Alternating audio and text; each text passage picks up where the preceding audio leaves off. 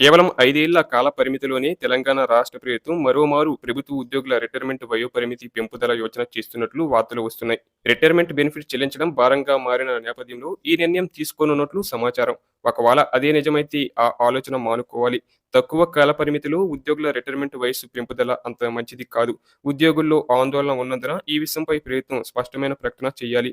Retirement వయస్సు పెంపుదలకు కొన్ని ప్రమాణాలు ఉంటాయి. అది సగటు పౌరుని ఆయు ప్రయాణం ప్రాతిపదికగా ఉంటుంది. దాని పెరుగుదలకు కొన్ని మౌలిక ప్రమాణాలు, కొలమానాలు ఉంటాయి. సగటు మనిషి జీవన ప్రమాణాలు పెరుగుదల, ఆధునిక వైద్య సౌకర్యాలు, ఆరోగ్య ప్రమాణాలు మెరుగుదల ఈ 3 సూచికలు బాగున్నప్పుడు మనిషి సగటు ఆయు ప్రయాణం పెరుగుతుంది.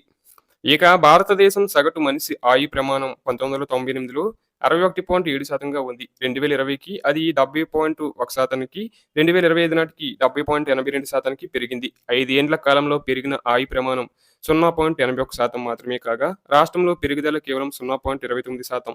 ఈ మాత్రం స్వల్ప పెరుగుదలకే 5 ఏండ్ల కాల పరిమితిలో ఉద్యోగ పరిమితి పెంపు నిర్ణయం ఆర్థిక సంక్షోభానికి దారితీస్తుంది. రాష్ట్రంలో 2020లోనే పెరిగిన సగటు మనిషి ఆయు ప్రమాణం దృష్టిలో పెట్టుకొని రిటైర్మెంట్ వయోపరిమితి 58 ఏండ్ల నుంచి 61 సంవత్సరాలకు పెంచింది. ఫలితంగా ప్రతి ఏటా రిటైర్డ్ కావాల్సిన ఉద్యోగులు 3 ఏండ్లకు ఒకసారి 10,000 మంది 2024లో రిటైర్డ్ కావాల్సి వచ్చింది.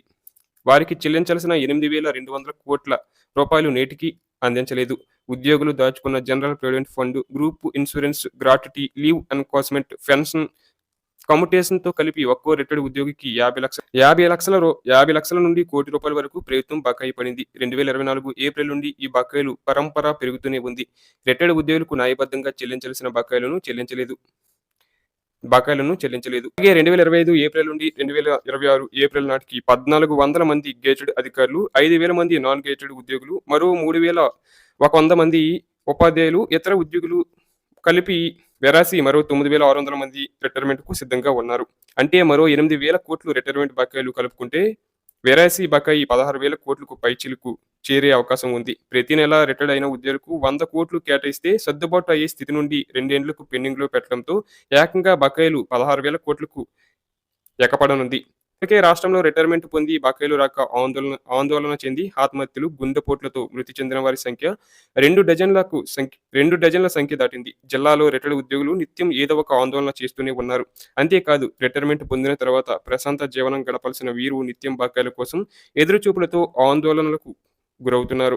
ఇక మన పక్క రాష్ట్రాలైన ఆంధ్రప్రదేశ్‌లో 62, కర్ణాటకలో 60 ఏళ్లు, ఉత్తరప్రదేశ్‌లో 60 ఏండ్లు ఉంది.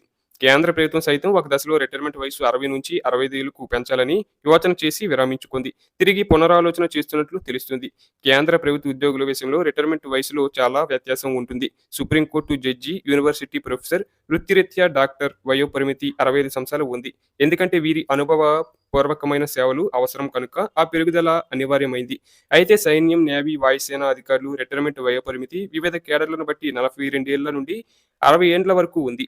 ఇప్పుడు రాష్ట్రంలో మరోమారు తక్కువ కాల వ్యవధిలో ఆయు ప్రమాణ సూచి ఆశించినంత పెరగకుండా ఉద్యోగుల వయోపరిమితి పెంచడం వల్ల ఇప్పుడు చెల్లించాల్సిన రిటైర్మెంట్ బకాయిలు అదనపు భారం మరో 8,000 కోట్లు తాత్కాలికంగా ఉపశమనం పొందవచ్చునేమో. కానీ మరి 2 ఏండ్లు తర్వాత ప్రభుత్వానికి అదే మోయలేని భారం శాపం అవుతుంది.